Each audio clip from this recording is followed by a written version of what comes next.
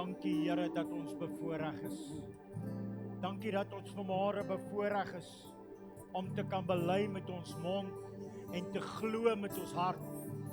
Here, dat aan U kom toe al die lof, al die eer, al die aanbidding, Here. Here, ons moet vanmôre kom bely dat die Here is voorwaar goed vir ons. Ons wil vanmôre kom bely, Here, daar's niemand soos U nie. Daar's niemand wat met U kan vergelyk nie. Dankie dat U oog is op ons en U ore is oop tot ons hulp geroep. Here, nog voordat ons vra, sien nie, verstaan nie, begryp nie waardeur ons gaan. Dankie dat U vanmôre Immanuel, God met ons is. En ons eer U daarvoor. Dankie Here dat U vanmôre elke een raak sien. Ook hulle wat nie hier kan wees nie. Here, vanmôre strek U hand van genade uit ook na hulle. Vanmôre sien U hulle wat in 'n bed lê. Vanmôre sien U hulle wat vanmôre dalk ervaar, Here, kan dit beter gaan. U is God wat vanmôre kom doen. Ver bo wat ons kan bid of dink in Jesus naam. En ons loof U daarvoor. Amen en amen. Baie dankie, jy kan die sitplekke neem.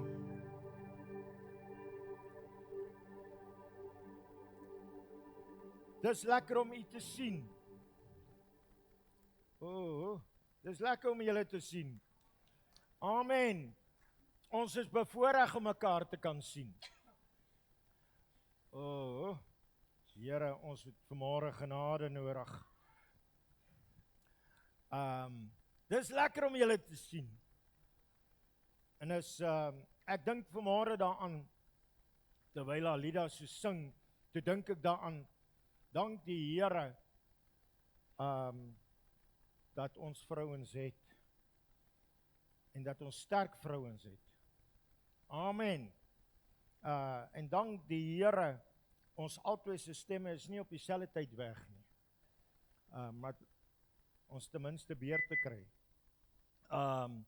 Nou, ek wil graag vanmôre, en hoor my hart, ek wil graag vanmôre eintlik nie preek nie, ek wil graag met julle praat oor iets om te dink, om regtig te besin oor. En dit wat ek vanmôre met julle gaan deel, het ek nog nooit in my lewe, en ek is amper 40 jaar in die bediening, het ek nog nooit regtig so intens beleef soos nou nie. Jy weet, dit is miskien alles as gevolg van dit wat in die laaste paar weke het ons 'n paar rowwe weke gehad. Paasnaweek moes ek by 6 verskillende plekke gaan wees, en dit gryp jou om daai Paasfees so te beleef en so te ervaar en so intens bewus te word van wat die Here vir ons kom doen het. En ons was nou in die laaste 2 dae in Klerksdorp waar ons ook daar moes bedien, en terwyl ek dink aan Paasfees wat so pas nog vars in my hart is, en ek kyk uit na dit wat voor is, na Pinkster wat moet gebeur, toe kom hierdie vraag op by my. Tussen Paasfees of tussen die opstanding en Pinkster, wat nou? Dis Paasfees is verby, Pinkster is nog nie daar nie, wat nou? Jy weet, ek wil nou nie weer daar gaan nie, maar ek dink as daar 'n tydperk was van onsekerheid vir die disippels, was dit juis van daardie donderdag aand in Getsemane, deur die Vrydag van die kruis, en dan die opwinding dat hy opgestaan het, maar ook die onsekerheid waantoe nou. En ek dink vir ons wat vandag hier is, ons het Paasfees gevier, met reg. God die Vader het Jesus Christus uit die dood uit opgewek. Dis waar. Die graf is leeg. Die oorwinning is finaal. En kom ons sê vanmôre vir mekaar, die kruis het nie die laaste woord gesê nie. dank die Here vir die kruishout van Golgotha, maar die kruis is nie die laaste sê nie. Die graf is leeg, die opstanding het plaasgevind. Maar nou die belangrike vraag, wat nou? Wat nou? Baie gelowiges leef asof die storie by die opstanding eindig. Maar dis nie waar nie. Die Bybel leer ons dat nadat Jesus opgestaan het, en ek wil hê mooi gou vergeet van alles wat jy geleer het in die verlede, hoor vanmôre, want hierdie is die waarheid. Na die opstanding van Jesus het Jesus nie verdwyn nie. Hy het nie verdwyn nie. Dis nie asof hy na sy opstanding net aan Maria Magdalena verskyn het nie. Dis nie asof hy net aan 'n paar mense vir 40 dae na sy opstanding is hy tussen sy disippels. Het jy mooi gehoor? 40 dae was hy hier op aarde. Hy het nie net vinnig vertrek nie, hy het gebly. Hy het met sy disippels gepraat, hy het hulle geleer, hy het hulle gevorm, hy het hulle voorberei vir die oomblik as hy gaan. En dan na die 40 dae volg daar 10 dae van wag totdat Pinksterdag aanbreek. So, dis 50 dae. Pinkster beteken, of die uitstorting van die Heilige Gees beteken 50 dae. 50 dae. Wat ons dikwels vergeet. Maar kom ek begin gou. Kom ons gaan so deur 'n reis. As jy jou Bybel oopmaak, en ek wil jou hierdie week vra, gaan lees bietjie daar in Handelinge 1. Gaan lees bietjie, want dis die tydperk voor die Pinksterdag aanbreek. In Handelinge 1 vers 1 sê, Jesus werk nog steeds. Jy weet, na hierdie groot gebeurtenis, onthou Paasfees is nie net iets wat gebeur het nie, dis 'n emosionele ding. Dit het 'n ongelooflike impak op almal wat naby Jesus was gehad. Dit het 'n ongelooflike inset gemaak op die disippels. 'n Tyd van onsekerheid, ja, maar dink net vir jouself, as jy lief is vir iemand en jy sien hulle ly. Amen. En die Bybel sê, na die kruis, toe die opstanding plaasvind, hoe het Thomas geweet dis Jesus? Kom aan, help my. Hoe het Thomas geweet dis Jesus? Hy het gesê, wys my jou hande en jou sy, dan sal ek glo. Dan sê Jesus, dan sê hy, gelukkig is hulle wat glo, wat nie eers gesien het nie. Maar jy moet eers sien voor jy glo. So, die merke was nog daar. Die herinnering was nog daar. En dan kom Jesus hier in Handelinge, aan begin, as jy gaan lees bietjie vanmiddag of vanaand, of wanneer ook al, gaan lees bietjie Handelinge 1, vers 1, dan sê hy in Handelinge, dis merkwaardige woorde, as hy sê, alles wat Jesus begin doen en leer het. Alles, dit begin na die opstanding met alles wat Jesus begin doen en leer het vir die disippels. Dit impliseer iets baie kragtigs. Jesus het nie opgehou werk by die kruis nie. Hy het nie, onthou net, miskien moet ek gou ook myself net hier onderbreek. Voor die kruis was die disippels maar baie verward. Hulle was baie verward. Hulle kon nie verstaan. Hulle het klomp goed gesien en beleef en ervaar, maar hulle kon nie mooi verstaan waantoe is hierdie op pad nie. Hulle het gedink Jesus gaan altyd by hulle bly. Lees jy dit ook? Hulle het gedink dit sal maar net so aangaan en gehoop dat dit iets groot en magtig sal word, want duisende het hom gevolg. Maar dis nie waar dit ophou nie. Na die opstanding van Jesus, begin Jesus hulle te leer, en hulle self te doen. Dan gaan die fokus van hom af, en hy begin deposito's in hulle lewe maak. Die boek Handelinge, ek wil vanmôre dit baie duidelik maak. Die boek Handelinge gaan nie oor die apostels nie. Nou krap ek jou om. Die boek Handelinge gaan nie net oor die dade van die apostels nie. Dit gaan eintlik oor die werk van Christus deur hulle. Voor die kruis van Jesus se bediening begin het vir 3,5 jaar, loop hy 'n pad en hy gee vir hulle die voorbeeld. Dis hoe jy bedien. Maar na die opstanding, dan leer hy, dan belê hy in hulle lewe, sodat hulle kan doen wat hy gedoen het.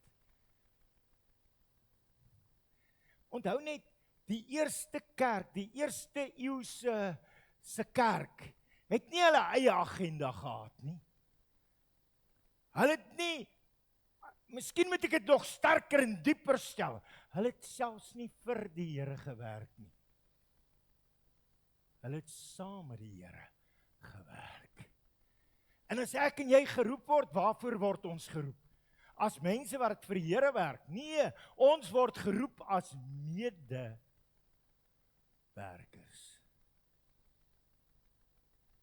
Ons werk nie op ons eie nie, ons werk saam met Christus. As ek in die geloof dit uitwaag, dan sê ek nie alleen nie. Is julle met my? Ek hoop jy hoor my vanmôre. Hulle het saam met hom gewerk. Die vraag wat ons vanmôre vir onsself moet vra is, werk ek en jy saam met Jesus?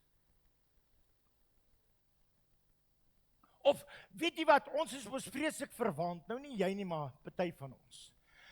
Ons is mos vreeslik verwant, ons dink ons kan vir die Here werk. Kan ek vir julle sê, wat sê Johannes 5? Hy sê, en sonder hom kan ek niks doen nie. So, kom ek sê gou vir julle, dit is moontlik, hoor mooi, dit is moontlik, om mense te bedien, sonder sy leiding. Dit is moontlik. Dit is moontlik om programme te hê sonder sy teenwoordigheid. Dit is moontlik om met die werk van die Here besig te wees sonder om gehoorsaam te wees. Dit is moontlik. Maar ons Pinkstermense glo, ons is afhangend. Ons is so afhanklik van die lewende opgestane Christus wat deur sy Gees in en deur ons lewens werk. Sien dit in Handelinge 1 vers 1. Dan in Handelinge 1 vers 3 gaan hy voort en hy sê, die koninkryk bly die fokus. En ek wil hê jy moet hier vanmôre iets snap. Ek hoop ek kan vanmôre dit regkry om jou iets te leer. Wat Jesus in daardie 40 dae verkondig het. As jy wil weet, wat het Jesus vir sy disippels geleer, dan sê ek gou vir jou. Kom ons sê gou vir mekaar. Hy het die grootste klem oor die koninkryk van God gepraat. Die koninkryk van God, die Basileia to Theo, soos dit in Grieks is. Basileia to Theo beteken die koninkryk of die koningskap van God.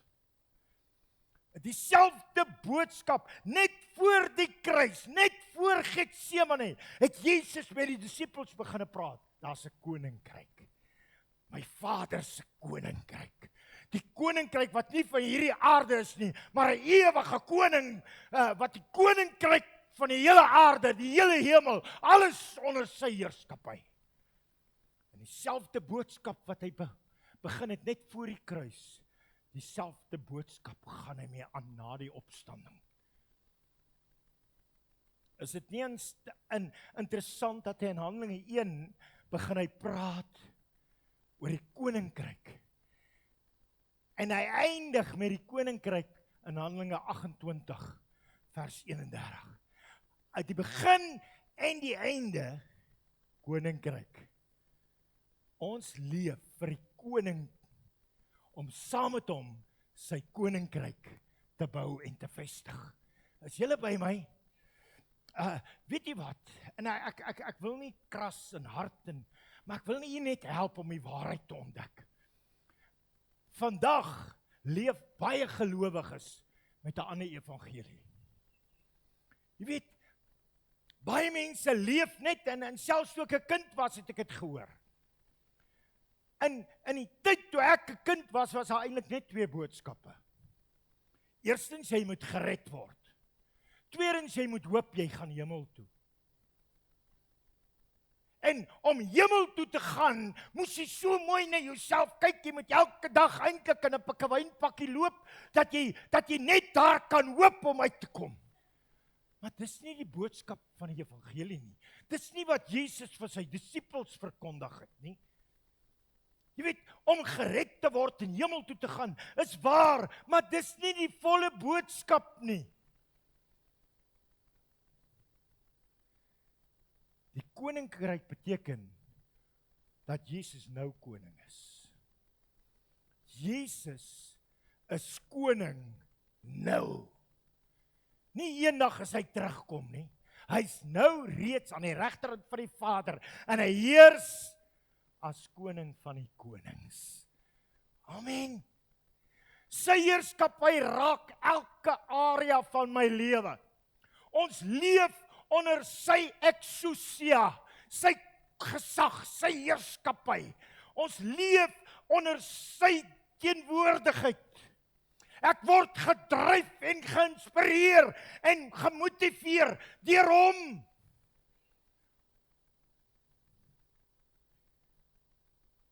Weet jy wat? Miskien moet ek gou weer stop. Kom ons dink gou aan Paasnaweek.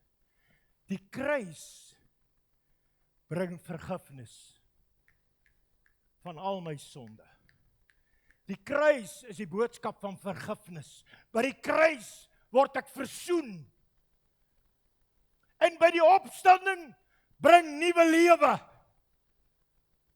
Hy het nie net gesterf aan die kruis nie, hy het opgestaan sodat ek in 'n nuwe lewensverhouding met hom kan leef. Maar die koninkryk bring transformasie en heerskappy. Luister. Ek wens net ek het meer woema vanmôre gehad. Maar hoor my hart vanmôre. Luister, ek en jy is God se kinders, vergewe deur die bloed van die lam. Ons lewe nuwe lewe, maar ek leef nie soos 'n welkommaatjie waar almal op my kan trap nie. Ek leef onder die koningskap van Jesus Christus. En omdat ek onder sy koningskap leef, is daar in my ook gesag. Die vraag is, het ons dalk die boodskap van Jesus so afgebring, so gereduseer, so verkleineer, dat ons leef nie in die volheid van sy koninkryk nie. So, in Handelinge 1, kom maar hy vertel. In Handelinge 1 vers 3, vertel hy van hierdie koninkryk wat die fokus is. En dan vers 11, is groot woorde. Vers 11 sê hy, toe Jesus voordat hy hemel toe gaan, dan kom die engele, dan vra die engele vir die disippels, en hy kom eintlik dit vanmôre vir jou en my ook vra. Hy kom vra dit vanmôre vir ons ook. Hy sê, waarom staan julle en kyk na die hemel? Luister, miskien gaan ek vanmôre jou iets sê wat jou ontstel. Maar ek leef nie vandag omdat my oë op die hemel is nie. Hoe wonderlik dit ook al mag wees wat vir my wag. My oë is op die Here. En ek is hier en jy leef vandag nie omdat jy nog nie dood is nie. Jy leef omdat jy ambassadeur van die koning van die konings behoort te wees. Die engele vra, waarom staan julle en kyk na die hemel? Luister, wat die hemel gemaak is, nie die parelpoorte en die strate van goud, en wat ook al jy illusies oor het nie. Wat die hemels gemaak is, die koning is daar. Die koning is daar. Het gaan nie oor die mooi plek nie. Het gaan oor hom, wat die koning van die konings is. Ek hoop ek krap jou om. Die engele vra, waarom staan julle en kyk na die hemel? Dis nogal 'n diep vraag. Baie kinders van die Here in die tyd wat ons hoor, in die tyd waar ons nou leef, daar word baie preke gepreek oor die hemel. En presies hoe alles gaan gebeur, en presies hoe alles, luister, terwyl jy oor daar is, mis jy wat die Here hier wil doen. Ek lees in die laaste 2 weke, in die laaste 2 of 3 weke, het ons nou in die wêreld gehoor van oorloë, en gerugte van oorlog. Dis die oorlog tussen Rusland en Oekraïne. Weet jy wat? Een van my vriende is 'n sendeling in Rusland. Hy sê hulle het nog nooit so groot herlewing in Rusland beleef soos nou nie. Die regering staan met hulle hande in die hare, want mense kom by Jesus uit. In Oekraïne hardloop mense na die strate om by Jesus uit te kom. Maar dit is nie net daar nie. Hierdie laaste 3 weke met die oorlog in Iran. Iran is so bekommerd, hulle wil die oorlog stop. Hoekom? Want te veel mense hardloop by die moskeeë om by Jesus Christus uit te kom. Hulle het nog nooit so belewenis dat mense in die moskee Jesus Christus ontdek as die Here. Hulle staan met hulle hande in die hare. Wat is hier aan die gang? Ons moet dit stop, maar die Gees van die Here is besig om te werk. Moenie net glo wat jy sien nie. Salig is hy wat glo wat nie eers gesien het nie. Baie Christene is vandag so gefokus op die hemel, so gefokus op dit wat kom, so gefokus. Kan ek vir julle sê, die hemel is nie 'n ontvlugtingssindroom nie. Ek wil nie gaan omdat ek bang is vir wat hier gebeur nie. Terwyl ek hier is, moet ek 'n verskil maak, want ek is 'n gesant, 'n ambassadeur van die koning van alle konings. En die Here wil sê, ek moet saam met hom werk. Ek hoop ek maak jou kwaad genoeg.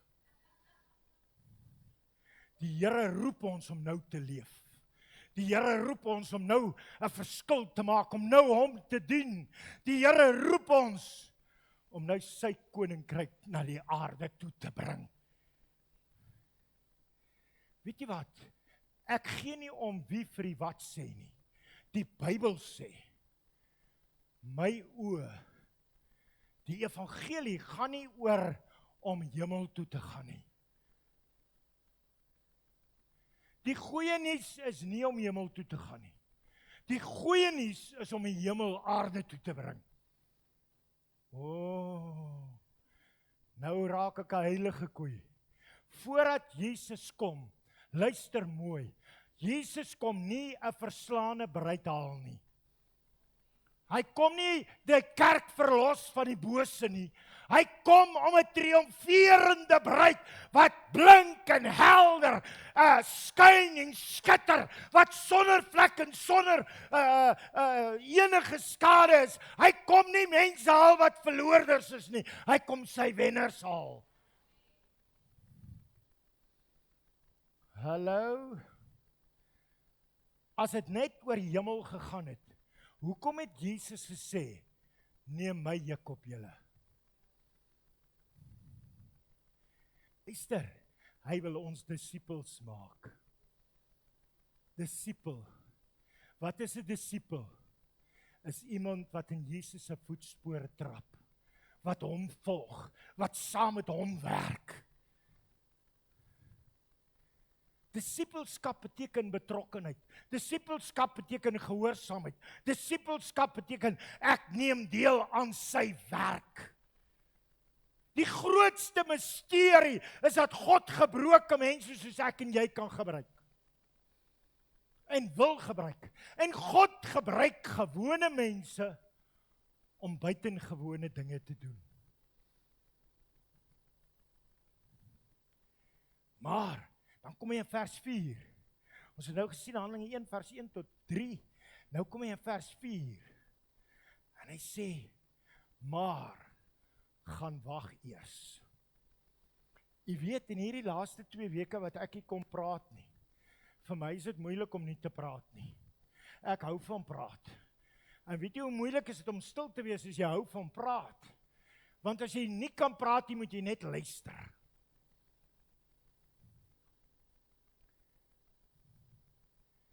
My vrou is iemand wat kan luister, maar ek is een wat kan praat. En weet jy hoe moeilik is dit om nie te kan praat en na haar te luister?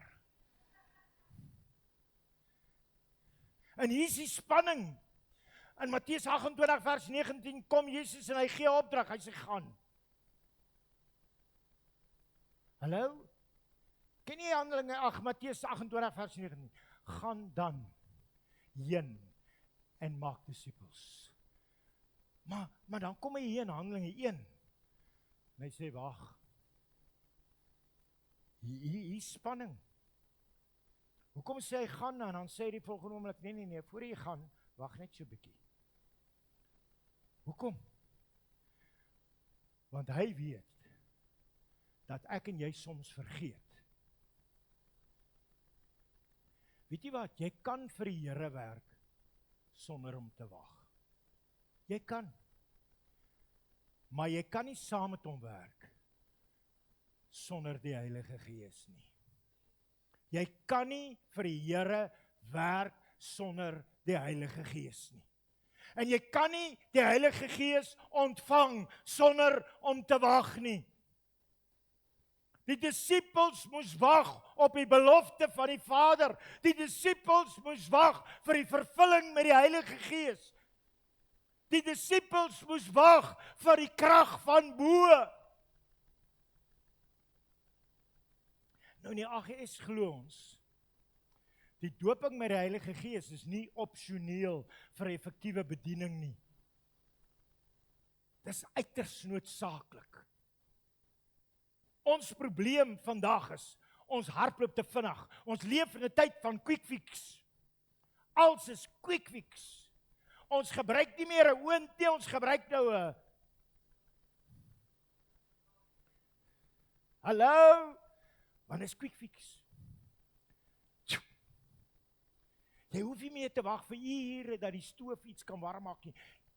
15 minute, alles is verby. Alles is kits. Ons probleem is, ons wil alles vinnig hê. Ons wil te veel doen. Ons wil nie wag nie. Wag is nie 'n woord vir ons nie. Ek lag so. Dan Amerika is 'n vlieënier wat hier van Suid-Afrika afkom. Hy sê toe hy hier in die weermag was in Suid-Afrika, nou, hy moet so naby 60 wees. Maar hy's 'n vlieënier. En hy sê toe in Suid-Afrika was in sy opleiding gekry, het ons altyd gesê, hurry up and wait. Wie wat in die weermag was, jy sal nou weet waarvan ek praat. Hy sê, weet julle wat, in Amerika sê hulle, hurry up, but wait. Is nie anders nie. Jy sien, die Here sê, hurry up, but wait. Ons wil gaan, sonder om gevul te wees.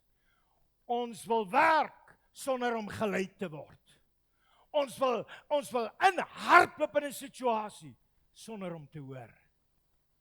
Maar Jesus sê, moenie beweeg, voordat julle nie ontvang het nie. Moenie beweeg sonder dat julle ontvang nie. So, vir 40 dae leer hy hulle oor die koninkryk. En na die 40 dae as hy gaan, dan sê hy, moenie beweeg, gaan wag eers. En dan wag hulle, so 40 dae na die opstanding, gee hy vir hulle die les oor die koninkryk. En na die 40 dae as hy opvaar, dan sê hy, maar moenie nou enigiets doen nie, gaan wag eers in Jerusalem, totdat julle met krag vervul word. Want as julle met krag vervul word, so nog 10 dae. En ek het nou vanmôre in myself gewonder, as ek nou vir die gemeente moes sê, vir die volgende paar dae gaan ons niks doen nie, ons gaan net wag. Ek kan onthou toe ek 'n kind was, 'n klein seentjie, het die kerk altyd sulke wagdienste gehou. Wie van julle weet daarvan? O, jy moet baie oud wees. Onthou jy, in die vroeë AGS was daar sulke wagdienste, waarvoor het hulle gewag? Hulle het gewag dat die gees van die Here uitgestort word. Nou, ek wil nie teruggaan daarna toe nie, maar ek wil hê ons moet weer op 'n plek kom, waar ons wag dat die Here ons aandoen met krag uit die hoogte. Na die 40 dae kom die 10 dae. 10 dae van wag, 10 dae van bid, 10 dae van soek, 10 dae van eenheid, 10 dae vir die uitstorting uit die hemel. Miskien is dit presies wat ons nou moet doen, vir die volgende paar dae. As ek reg is, Pastoor Leon, die 24ste Mei is Pinkstersondag. Is dit reg? Die 24ste Mei is Pinkstersondag. So ons het nog so bietjie meer as 'n maand wat ons kan wag en die Here vertrou, kan stil word en kan soek en kan vra en kan bid. Weet jy wat Suid-Afrika nodig het, is nie meer kinders van die Here nie. Wat ons nodig het, is 'n uitstorting van die Gees van die Here in 'n nuwe tyd en in 'n nuwe dimensie. Dat Pinkster kan kom. Ons het nie nog programme nodig nie. Ons het nie meer aktiwiteite nodig nie. Ons het meer nodig om te wag. Wagtyd, gebedstyd, afhanklikheidstyd. Kom ons wees gou eerlik. Ons hou van Paasfees. En ons vier Pinkster. Maar tussen Paastyd en Pinkster is daar wagtyd. Wagtyd. Wanneer laas het jy vir die Here gesê, o pastoor, jy weet in my jong dae het ons dit en dit en dit en dit beleef. Hoekom wil jy dit net daar hê en nie hier nie?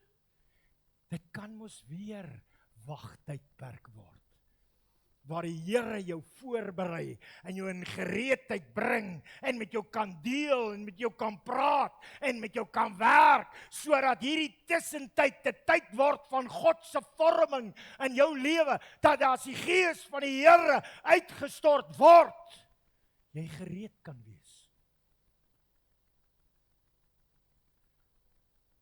Wat doen jy na Paastyd? Dis die groot vraag.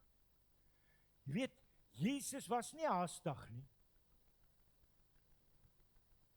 Hy het tyd geneem om sy disippels voor te berei en in gereedheid te bring. En eintlik is hy nou besig om ons in gereedheid te bring om dieselfde te doen. En hy nooi ons om vir die volgende 40 dae saam met hom tyd te spandeer. Om vir die volgende tyd saam met hom te wandel, om weer ons geestelike ore oop te maak en sensitief te maak vir die insprake van die Heilige Gees, om sy koninkryk te hoor en te leef, en om deur sy Gees toegerus te word. Ek wil jou vanmôre nooi. Moenie net Paasfees vier nie, maar leef Paastyd. Moenie net glo nie, volg sy stem. Moenie net werk nie, werk saam met hom. Moenie net gaan nie, wag totdat hy jou aandoen met krag uit die hoogte, sodat hy jou kan stuur. Weet jy wat, ek het al baie goed in my lewe gesien. En ek dank die Here daarvoor. Maar weet jy wat het ek al uitgevind? Ek kan hard werk en aanhou werk om 'n klein bietjie uitgevoer te kry. Maar een oomblik, in een oogwink, kan die Here in een oomblik iets doen wat ek vir maande nie kon doen nie. In een oomblik. In een oomblik. Weet jy wat? Partykeer voel ons, kan julle nog in die ou dae onthou, daai rooi telefoonhokkies? Daai ding was so groot, net een ou kon ingaan. Die ander ouens moes buite wag. En as hy deur toe is, dan sukkel jy om hom oop te kry. En partykeer voel dit vir my, as ons vir die Here wag, dan ervaar jy kan niks, jy kan nêrens, jy kan niemand. Jy moet net fokus. En as die Gees van die Here vaardig word, dan ruk jy daai deur oop, en dit voel vir jou of 'n tornado jou gryp, en jy gaan uit, en jy hardloop. Ek kan onthou, 'n paar jaar gelede, nooi hulle my om dienste te gaan hou in 'n gemeente wat baie styf en baie statig is. En al die groot koppe van die hoofkantoor is in daai gemeente. En ek staan in die bidkamer en ek sê, Here, ek het U nie net nodig om vandag te bedien nie, maar ek het nodig dat U my sal help om myself in toom te hou. Want ek voel soos 'n telefoonhokkie wat moet gaan oopbars. Ek wil vanmôre vir jou sê, wat hierdie wêreld gaan raak, en as ek hoor wat in Oekraïne en in Rusland en in Iran besig is om te gebeur, dan wil ek vanmôre vir u sê, daar's iets op pad wat die Here vir sy kinders wil doen, wat hierdie wêreld nog nie gesien het nie. Moenie bekommer oor wat in die regering aangaan, en oor wat Cyril doen, en die regering nie doen nie. Luister, wat die Here op pad is om te doen, in hierdie land, gaan jou verstom, maar hy wil hê jy moet wag. Moenie nou rondhardloop soos 'n mal ding, soos 'n afkop hoender en nie weet wat om te doen nie. Gaan wag totdat hy ons aandoen uit die hoogte met sy krag, met sy bonatuurlike energie. En weet jy wat, as jy dan hardloop, dan is jy soos 'n Samson wat met 'n eselkakebeen 1000 Filistyne verslaan. Ek wil vanmôre vir jou sê, wat die Here wil doen deur jou lewe, is die koninkryk. Jy gaan dit nie alleen hoef te doen nie. Jy gaan dit saam met hom doen. Amen. Ek wil jou vanmôre vra, is jy bereid? Hierdie laaste 2 weke was vir my so moeilik om hierdie mond te zip en stil te wees, maar weet jy wat? Ek het besef, wees stil en wag. Wees stil en wag. Wag. En ek kon nie praat tot 3 dae terug nie.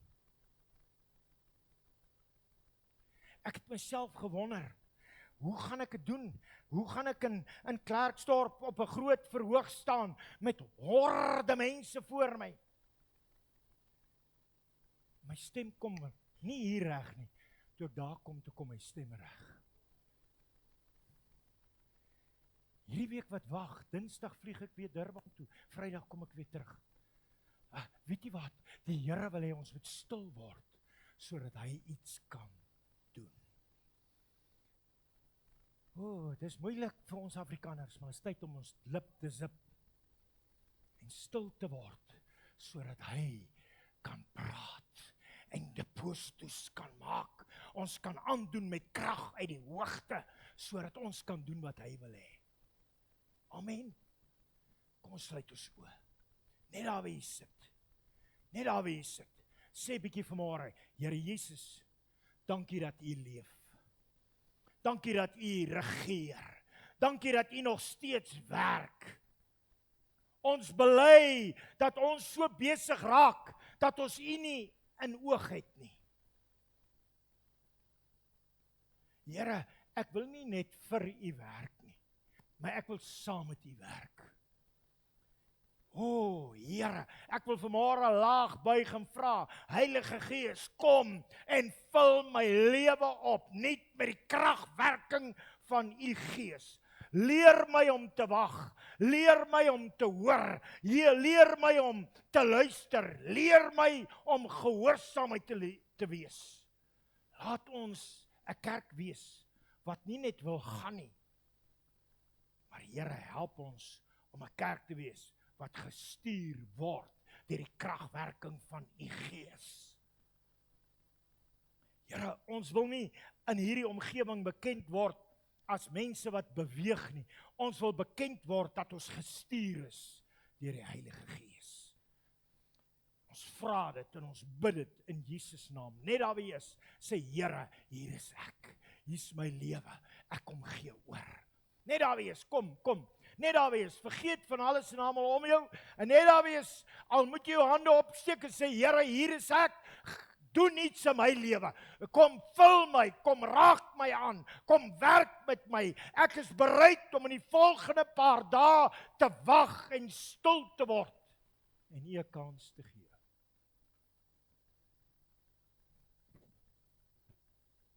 Hier is ek, Here. Doen my aan met krag en stuur my. Ek is gewillig, Here, om te doen wat U wil hê. In Jesus naam. Amen.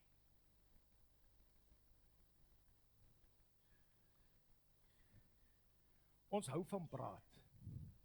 As ek nie nou ophou praat nie, gaan my stem my nie toelaat om aan te gaan nie. Maar ek wil jou vanmôre vra. Is jy bereid om stil te word? Is jy bereid om stil te word? Ek wil jou bietjie vra. In hierdie volgende klompie dae tot die 24ste Mei. Kom ons word stil. Kom ons wag op die Here. Wat sê die Bybel? Die wat op die Here wag. Ons apostolies leer mooi. Die wat op die Here wag. Nie die wat hardloop nie, die wat wag. Kom ons wag op die Here. Want hy wil jou aandoen met krag uit die hoogte. Amen. Ons het iets om na uit te sien.